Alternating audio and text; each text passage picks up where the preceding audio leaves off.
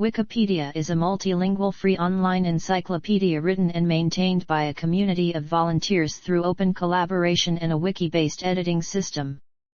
Its editors are known as Wikipedians. Wikipedia is the largest and most read reference work in history. It is consistently one of the 10 most popular websites ranked by SimilarWeb and formerly Alexa.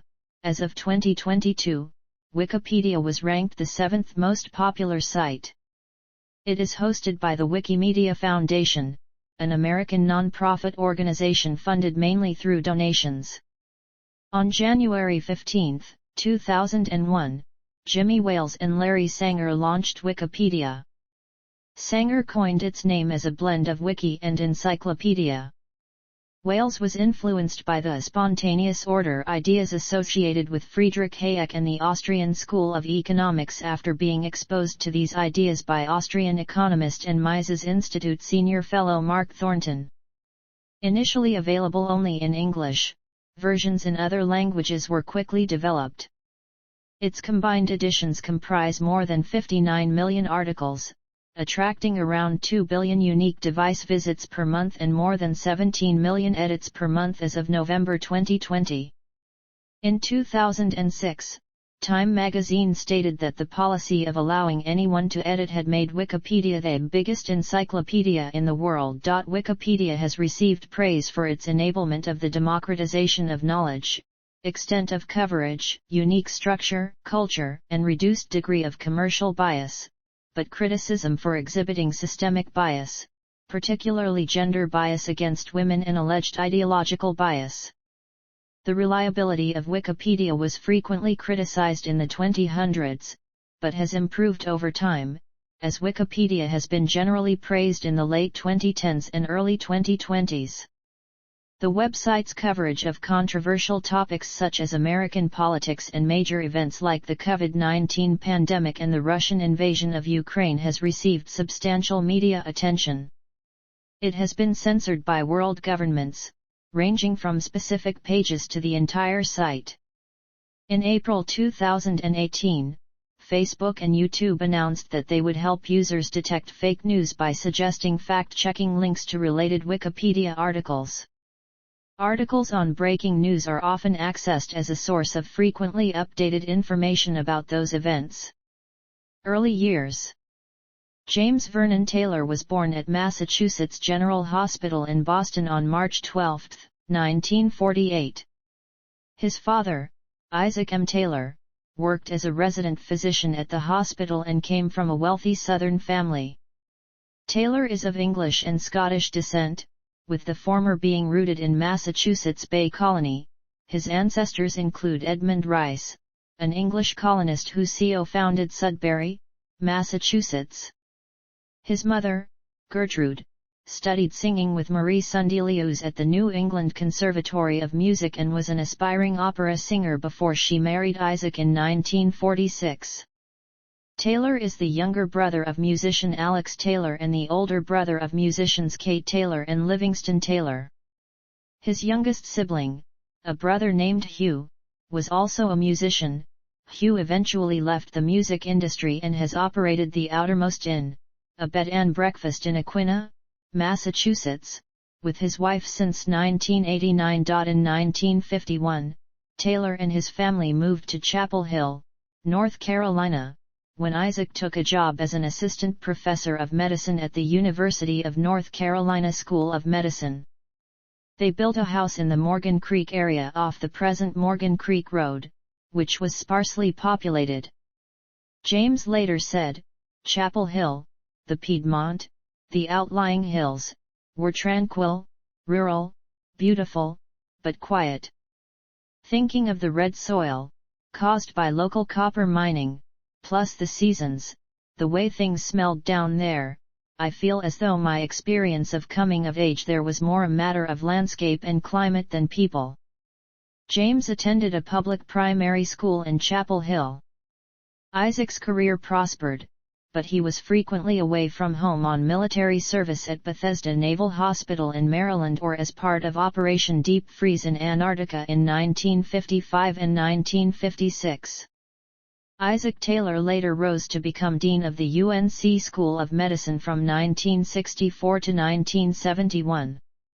Beginning in 1953, the Taylors spent summers on Martha's Vineyard. Taylor took cello lessons as a child in North Carolina, before learning the guitar in 1960. His guitar style evolved, influenced by hymns, carols, and the music of Woody Guthrie, and his technique derived from his bass clef-oriented cello training and from experimenting on his sister Kate's keyboards. My style was a finger-picking style that was meant to be like a piano, as if my thumb were my left hand, and my first, second, and third fingers were my right hand. Spending summer holidays with his family on Martha's Vineyard, he met Danny Kortchmar, an aspiring teenage guitarist from Larchmont, New York. The two began listening to and playing blues and folk music together, and Kortchmar felt that Taylor's singing had a natural sense of phrasing, every syllable beautifully in time. I knew James had that thing. Taylor wrote his first song on guitar at 14, and he continued to learn the instrument effortlessly. By the summer of 1963, he and Kortchmar were playing coffee houses around the vineyard, billed as Jamie and Cooch. In 1961, Taylor went to Milton Academy, a preparatory boarding school in Massachusetts. He faltered during his junior year, feeling uneasy in the high-pressure college prep environment despite having a good scholastic performance. The Milton headmaster later said, James was more sensitive and less goal-oriented than most students of his day. He returned home to North Carolina to finish out the semester at Chapel Hill High School. There he joined a band formed by his brother Alex called the Corsairs, playing electric guitar. In 1964, they cut a single in Raleigh that featured James's song Cha Cha Blues on the B-side. Having lost touch with his former school friends in North Carolina, Taylor returned to Milton for his senior year, where he started applying to colleges to complete his education. But he felt part of a life that unable to lead, and he became depressed. He slept 20 hours each day, and his grades collapsed. In late 1965 he committed himself to McLean, a psychiatric hospital in Belmont, Massachusetts, where he was treated with chlorpromazine, and where the organized days began to give him a sense of time and structure. As the Vietnam War escalated, Taylor received a psychological rejection from Selective Service System when he appeared before them with two white-suited McLean assistants and was uncommunicative. Taylor earned a high school diploma in 1966 from the hospital's associated Arlington School. He later viewed his 9-month stay at McLean as a lifesaver, like a pardon or like a reprieve, and both his brother Livingston and his sister Kate later were patients and students there as well. As for his mental health struggles, Taylor thought of them as innate and said, "It's an inseparable part of my personality that I have these feelings." Career 1966–1969, early career. At Kortchmar's urging, Taylor checked himself out of McLean and moved to New York City to form a band. They recruited Joel O'Brien, formerly of Kortchmar's old band King Bees, to play drums, and Taylor's childhood friend Zachary Wiesner to play bass. After Taylor rejected the notion of naming the group after him, they called themselves the Flying Machine. They played songs that Taylor had written at and about McLean, such as Knocking Round the Zoo, Don't Talk Now, and The Blues Is Just a Bad Dream. In some other songs, Taylor romanticized his life, but he was plagued by self-doubt. By summer 1966, they were performing regularly at the High Visibility Night Owl Cafe in Greenwich Village, alongside acts such as the Turtles and Lothar and the Hand People. Taylor associated with a motley group of people and began using heroin, to Kortchmar's dismay. In a late 1966 hasty recording session, the group cut a single, Taylor's Night Owl, backed with his Brighten Your Night with My Day. Released on JG Records, a subsidiary of Jubilee Records, it received some radio airplay in the Northeast, but only charted at no. 102 nationally. Other songs had been recorded during the same session, but Jubilee declined to go forward with an album. After a series of poorly chosen appearances outside New York, culminating with a 3-week stay at a failing night spot in Freeport, Bahamas for which they were never paid, the flying machine broke up. Taylor would later say of this New York period, "I learned a lot about music and too much about drugs." Indeed, his drug use had developed into full-blown heroin addiction during the final flying machine period. "I just fell into it, since it was as easy to get high in the village as get a drink." He hung out in Washington Square Park, playing guitar to ward off depression and then passing out, letting runaways and criminals stay at his apartment. Finally out of money and abandoned by his manager, he made a desperate call one night to his father. Isaac Taylor flew to New York and staged a rescue, renting a car and driving all night back to North Carolina with James and his possessions. Taylor spent 6 months getting treatment and making a tentative recovery. He also required a throat operation to fix vocal cords damaged from singing too harshly. Taylor decided to try being a solo act with a change of scenery. In late 1967, funded by a small family inheritance, he moved to London, living in various areas, Notting Hill, Belgravia, and Chelsea. After recording some demos in Soho, his friend Kortchmar gave him his next big break. Kortchmar used his association with the King Bees to connect Taylor to Peter Asher. Asher was A&R head for the Beatles' newly formed label Apple Records. Taylor gave a demo tape of songs, including Something in the Way She Moves, to Asher, who then played the demo for Beatles' Paul McCartney and George Harrison. McCartney remembers his first impression: "I just heard his voice and his guitar and I thought he was great, and he came and played live, so it was just like, wow, he's great." Taylor became the first non-British act signed to Apple, and he credits Asher for opening the door to his singing career.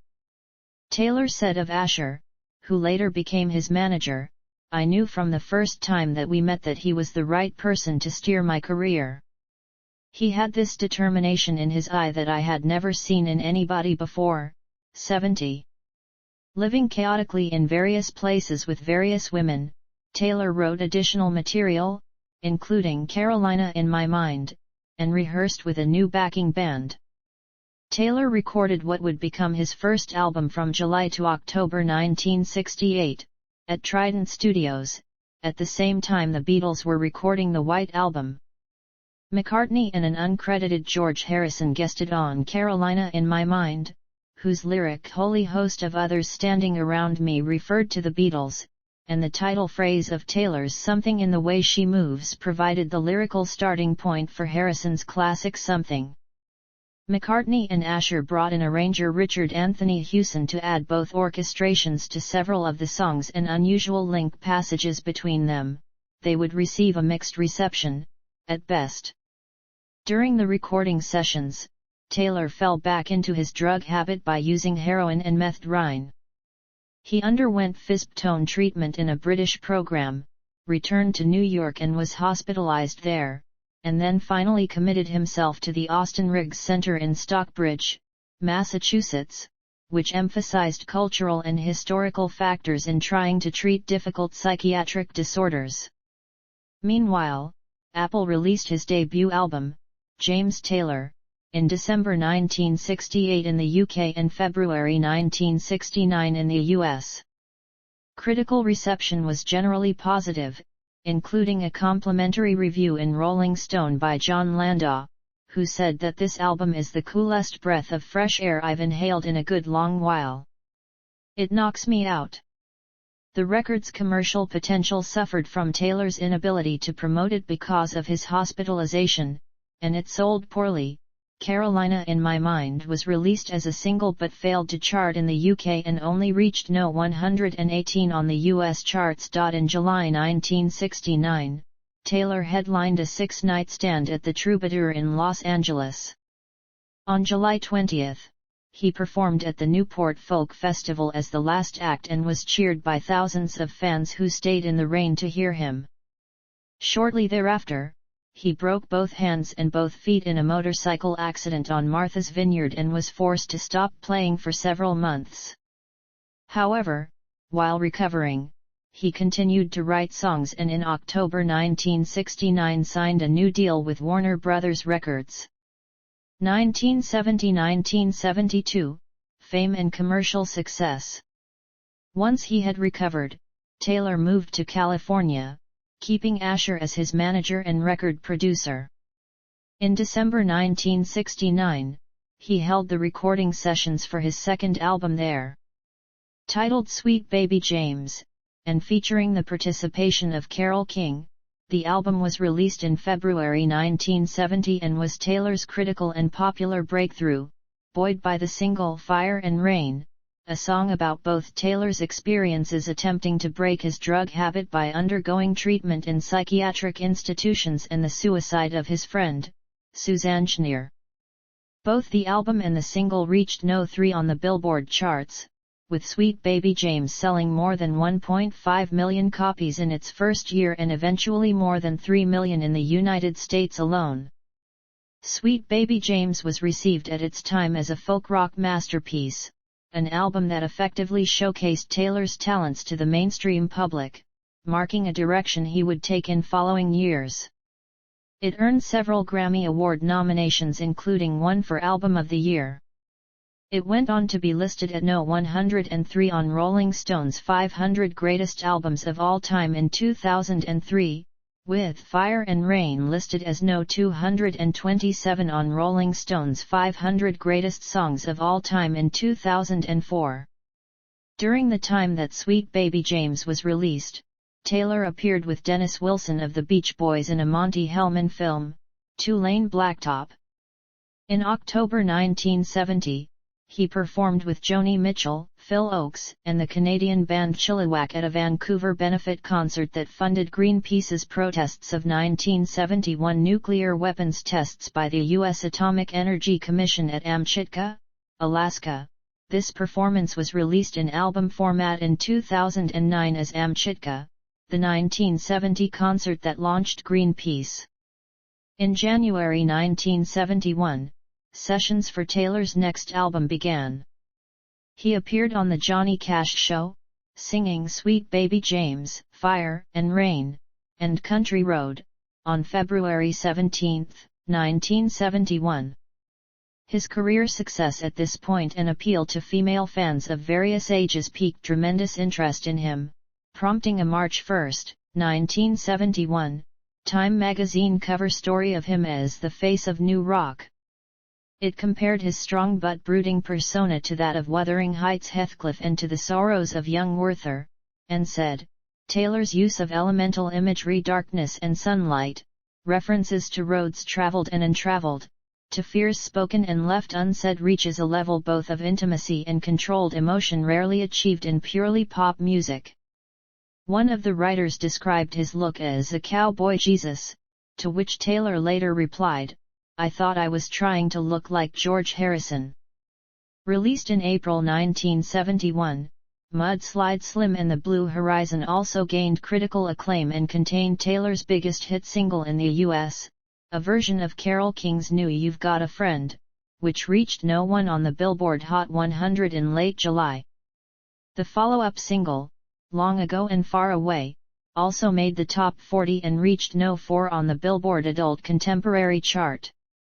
The album itself reached No. 2 on the album charts, which would be Taylor's highest position ever until the release of his 2015 album, Before This World, which went to No. 1, superseding Taylor Swift.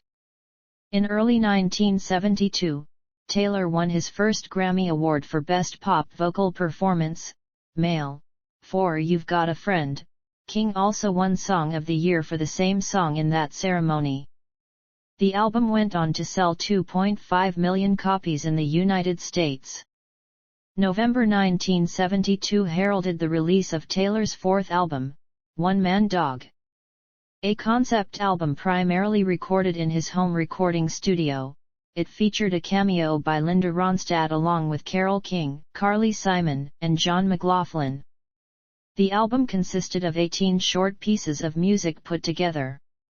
Reception was generally lukewarm and, despite making the top 10 of the Billboard album charts, its overall sales were disappointing.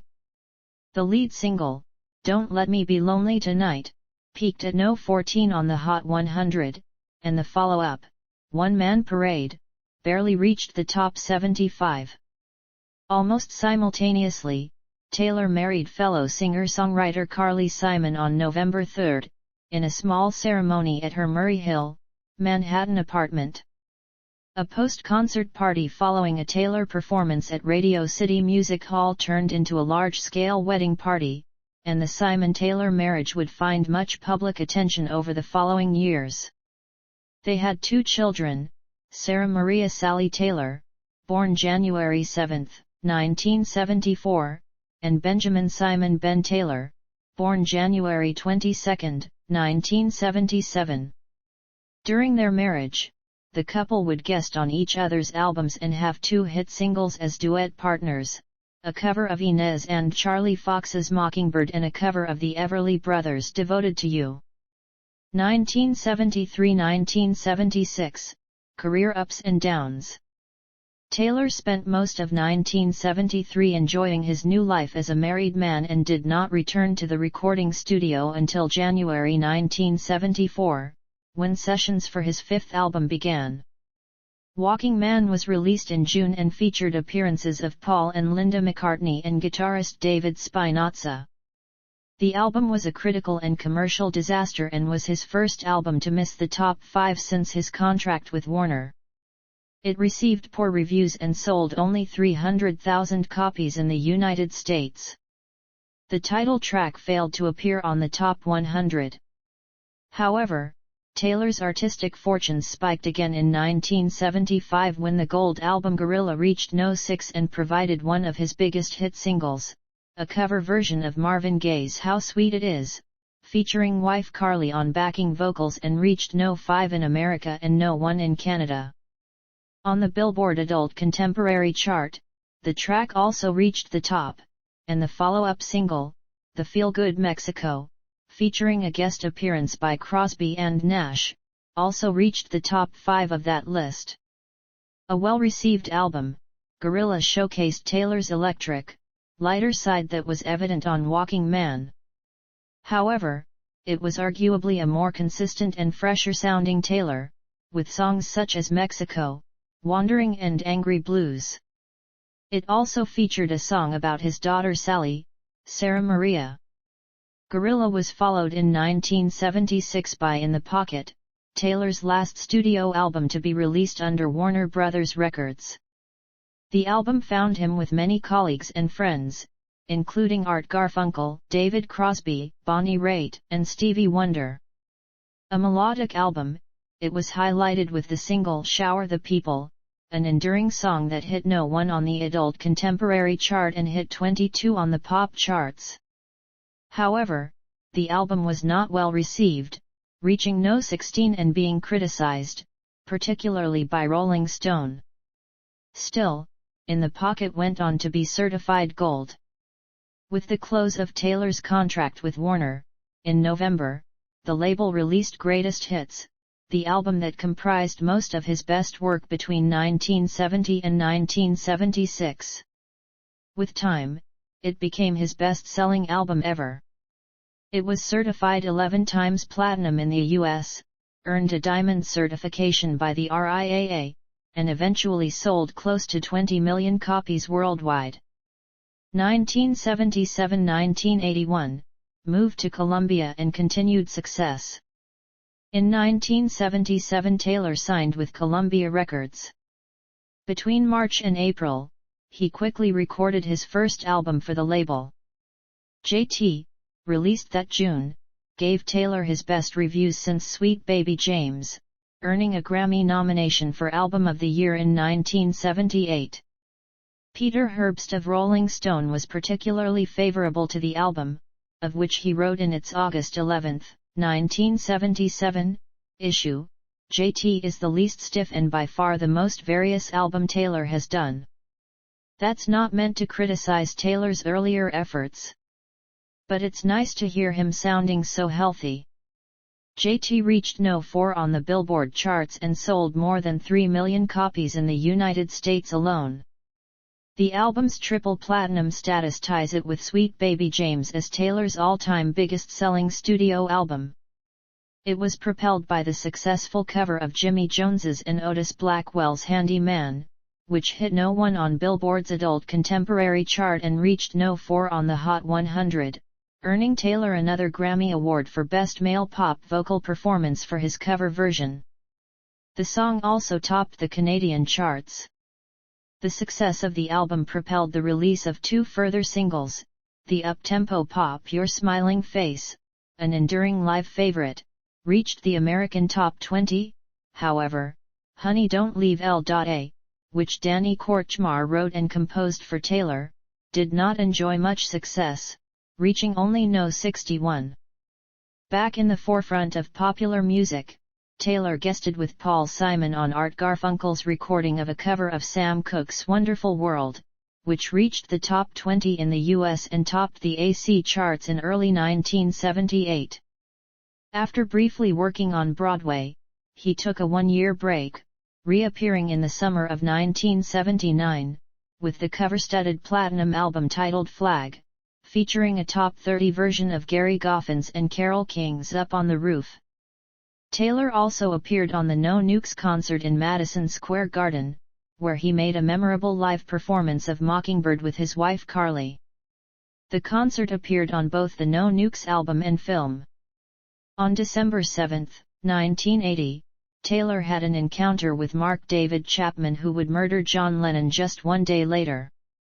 Taylor told the BBC in 2010, "The guy had sort of pinned me to the wall and was glistening with maniacal sweat and talking some freak speak about what he was going to do in his stuff with how John was interested, and he was going to get in touch with John Lennon.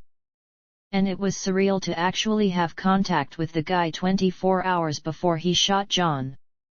The next night, Taylor, who lived in a building next door to Lennon, heard the assassination occur.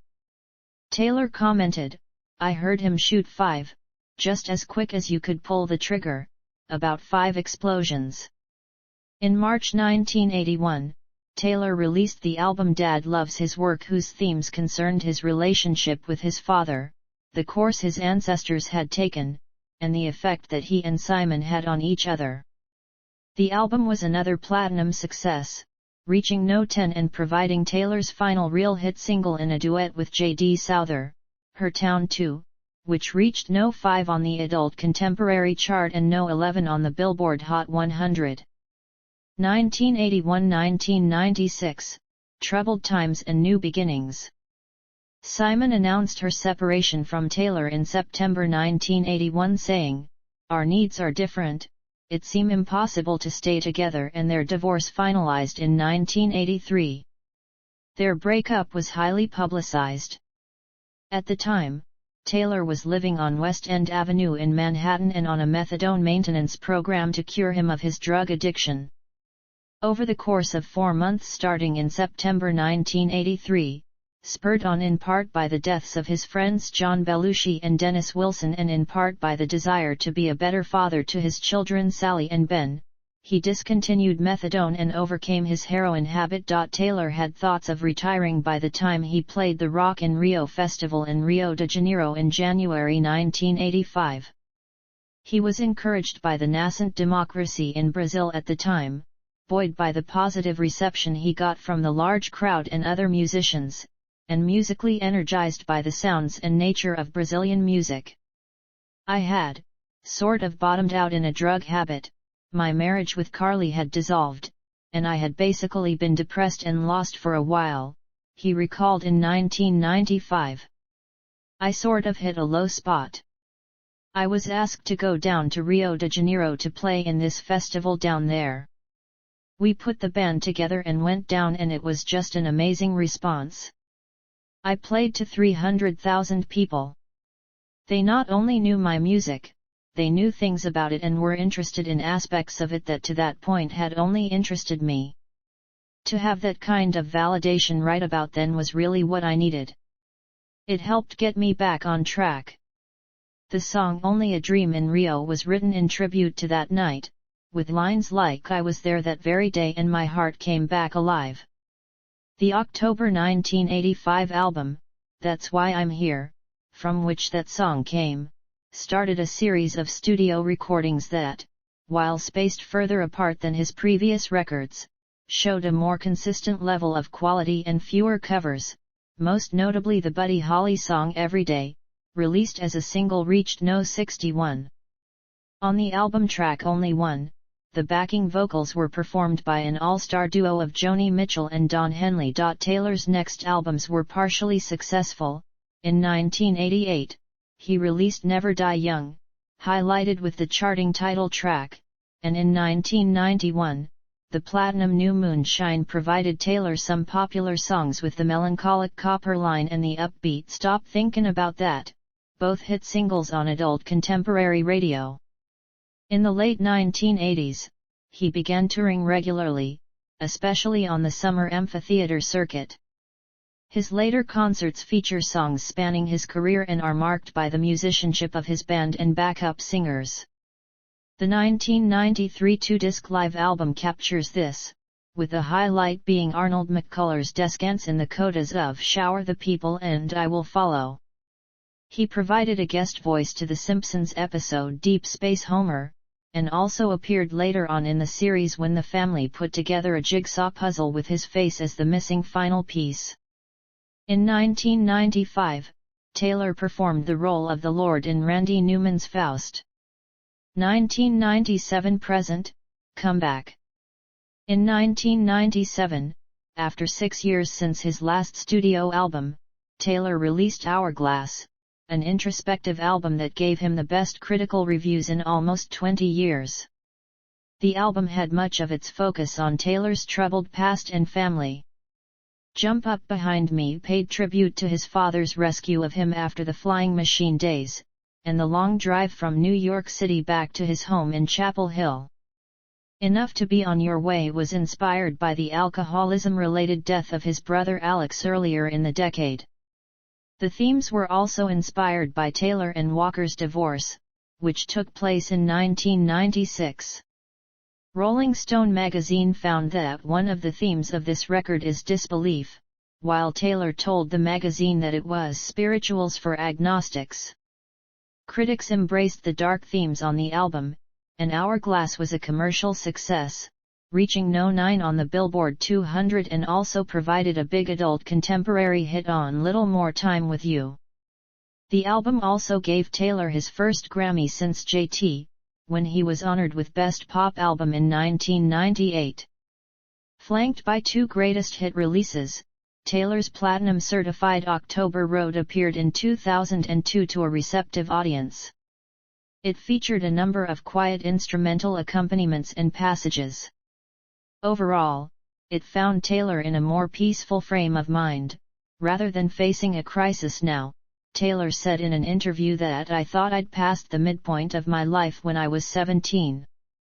The album appeared in two versions, a single-disc version and a limited edition two-disc version which contained 3 extra songs including a duet with Mark Knopfler, Sailing to Philadelphia, which also appeared on Knopfler's album by the same name. Also in 2002, Taylor teamed with bluegrass musician Alison Krauss in singing The Boxer at the Kennedy Center Honors tribute to Paul Simon. They later recorded the Levine Brothers duet, How's the World Treating You?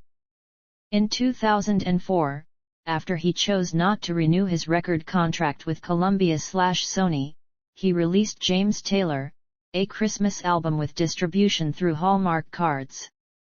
Always visibly active in environmental and liberal causes, in October 2004, Taylor joined the Vote for Change tour playing a series of concerts in American swing states.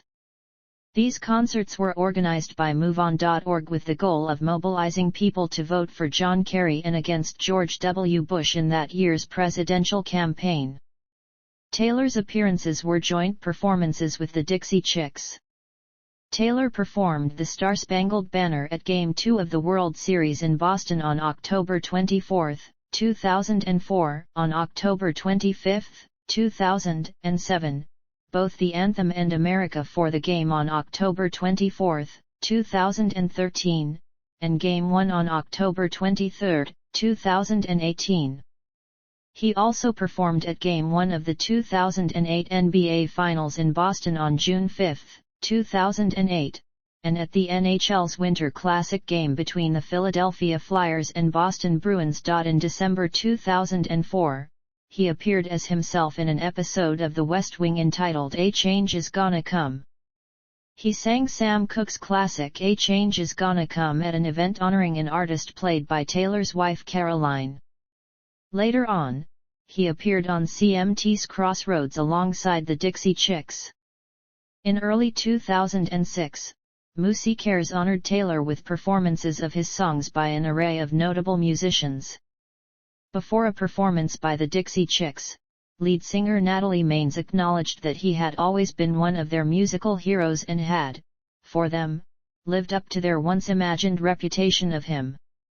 They performed his song, Shower the People, with a surprise appearance by Arnold McCuller, who has sung backing vocals on Taylor's live tours and albums for many years. In the fall of 2006, Taylor released a repackaged and slightly different version of his Hallmark Christmas album, now entitled James Taylor at Christmas, and distributed by Columbia/Sony. In 2006, Taylor performed Randy Newman's song Our Town for the Disney animated film Cars. The song was nominated for the 2007 Academy Award for the Best Original Song.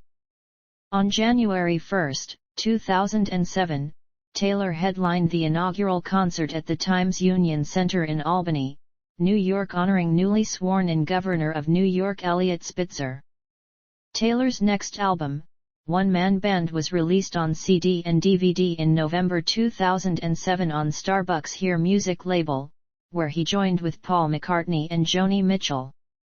The introspective album grew out of a 3-year tour of the United States and Europe called the One Man Band Tour, featuring some of Taylor's most beloved songs and anecdotes about their creative origins, accompanied solely by the one-man band of his longtime pianist/keyboardist, Larry Goldings. The digital discrete 5.1 surround sound mix of One Man Band won a Tech Award for Best Surround Sound Recording in 2008. On November 28, 2007, Taylor, accompanied by his original band and Carole King, headlined a series of 6 shows at the Troubadour. The appearances marked the 50th anniversary of the venue, where Taylor, King, and many others, such as Tom Waits, Neil Diamond, and Elton John, performed early in their music careers.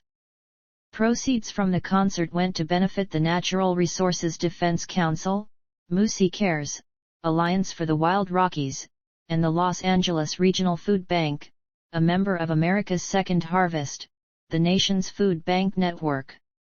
Parts of the performance shown on CBS Sunday Morning in the December 23, 2007, broadcast showed Taylor alluding to his early drug problems by saying, "I played here a number of times in the 70s, allegedly."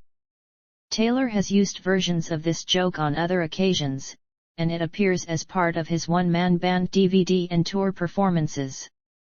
In December 2007, James Taylor at Christmas was nominated for a Grammy Award. In January 2008, Taylor recorded approximately 20 songs by others for a new album with a band including Luis Conti, Michael Landau, Lou Marini, Arnold McCuller, Jimmy Johnson, David Lasley, Walt Fowler, Andrea Zahn, Kate Markowitz, Steve Gadd and Larry Goldings. The resulting live-in studio album, named Covers, was released in September 2008. The album forays into country and soul while being the latest proof that Taylor is a more versatile singer than his best-known hits might suggest.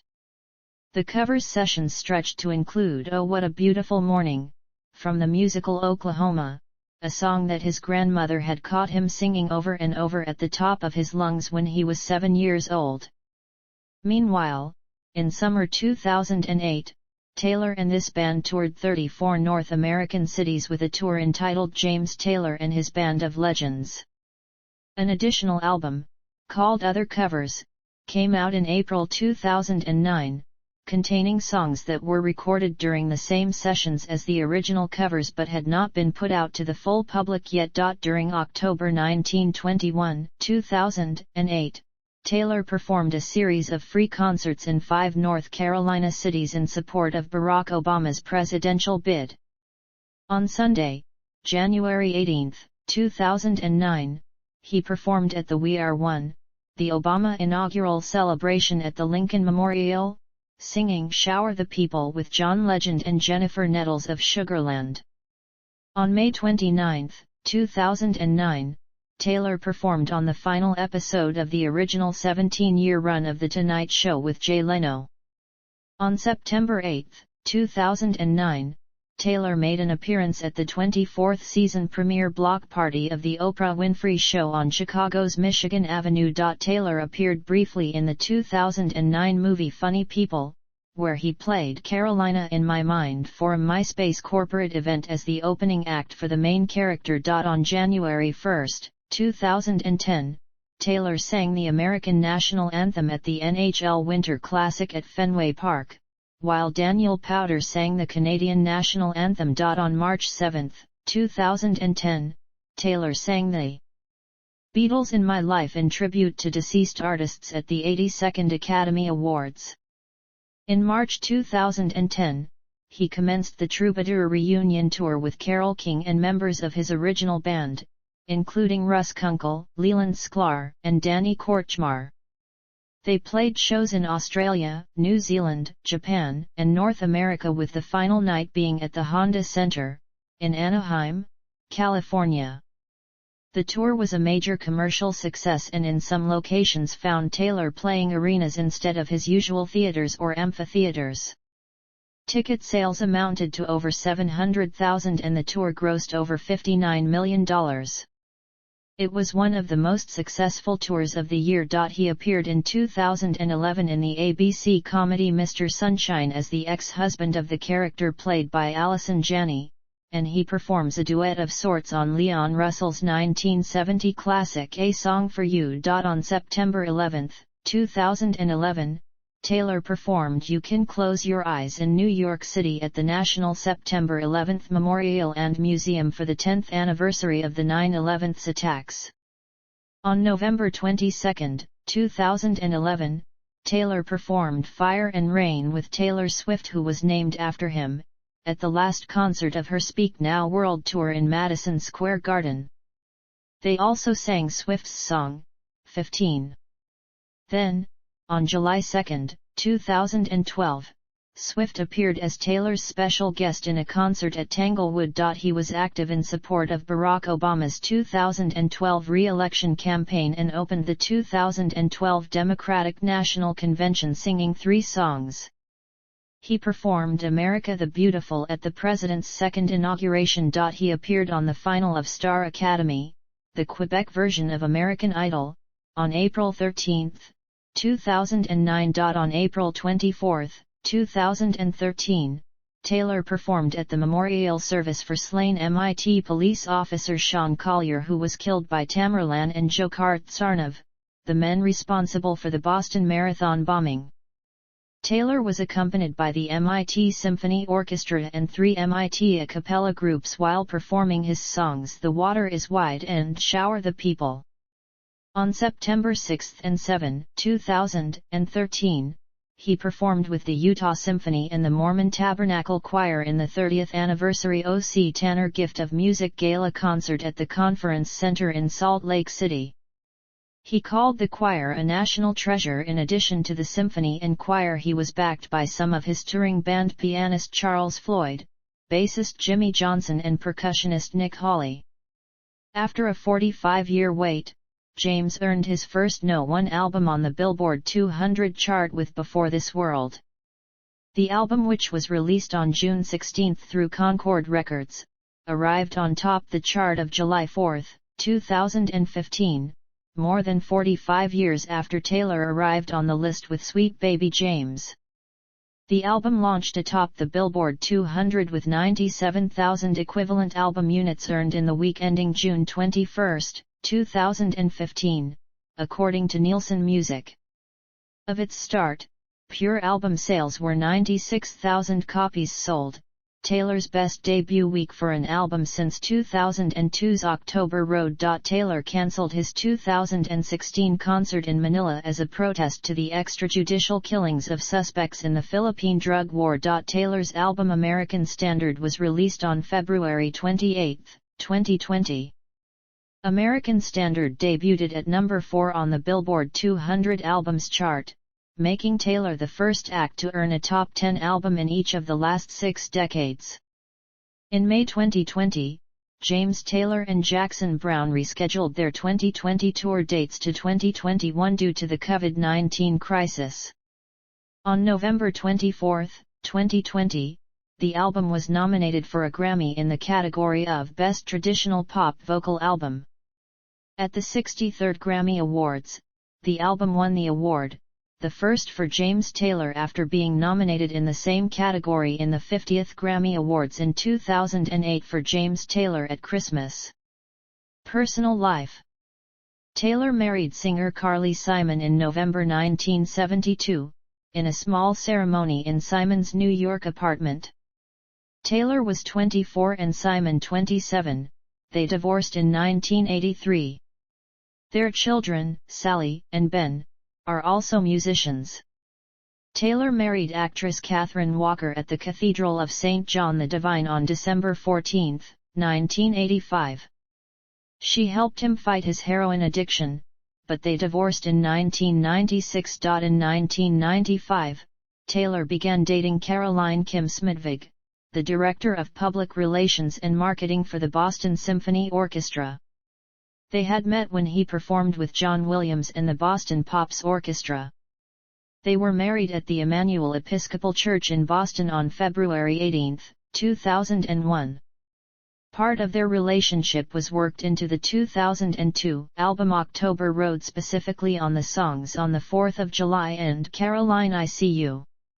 Following the birth of their twin sons Rufus and Henry in April 2001, they settled in Lenox, Massachusetts. Their son Henry tours as a backing vocalist with his father as of 2021. Awards and recognition. Grammy Awards. 1972, Best Pop Vocal Performance, Male, You've Got a Friend. 1977, Best Pop Vocal Performance, Male, Handy Man. 1998, Best Pop Album, Hourglass. 2001, Best Pop Vocal Performance, Male, Don't Let Me Be Lonely Tonight. 2003, Best Country Collaboration with Vocals, How's the World Treating You with Alison Krauss. 2006, Grammy Award-sponsored Moosey Cares Person of the Year. At a black tie ceremony held in Los Angeles, musicians from several eras paid tribute to Taylor by performing his songs, often prefacing them with remarks on his influence on their decisions to become musicians. Artists include Carole King, Bruce Springsteen, Sting, Taj Mahal, Dr. John, Bonnie Raitt, Jackson Browne, David Crosby, Sheryl Crow, India.Arie, The Chicks, Jerry Douglas, Alison Krauss, and Keith Urban. Paul Simon performed as well, although he was not included in the televised program. Taylor's brother Livingston appeared on stage as a backup singer for the finale, along with Taylor's twin boys, Rufus and Henry. 2021, Best Traditional Pop Vocal Album, American Standard. Other recognition. 1995, Honorary Doctorate of Music from the Berklee College of Music, Boston, 1995. 2000, inducted into the Rock and Roll Hall of Fame, 2000. 2000, inducted into the Songwriters Hall of Fame, 2000. 2003, the Chapel Hill Museum in Chapel Hill, North Carolina opened a permanent exhibit dedicated to Taylor. At the same occasion, the US 15-501 highway bridge over Morgan Creek, near the site of the Taylor family home and mentioned in Taylor's song Copper Line, was named in honor of Taylor. 2004, George and Ira Gershwin Award for Lifetime Musical Achievement, UCLA Spring Sing. 2004, ranked 84th in Rolling Stone's list of 100 greatest artists of all time. 2009, Honorary Doctorate of Music from Williams College, Williamstown, Massachusetts. 2009, inducted into the North Carolina Music Hall of Fame in 2009. 2010, inducted into the Hit Parade Hall of Fame. 2012, received the Montreal Jazz Spirit Award. 2012, named Chevalier de l'Ordre des Arts et des Lettres by the Ministry of Culture and Communication of France. 2015, Presidential Medal of Freedom. 2016, Kennedy Center Honors. 2022, Honorary Doctorate of Music from the New England Conservatory, Boston, 2022. Discography. Studio albums.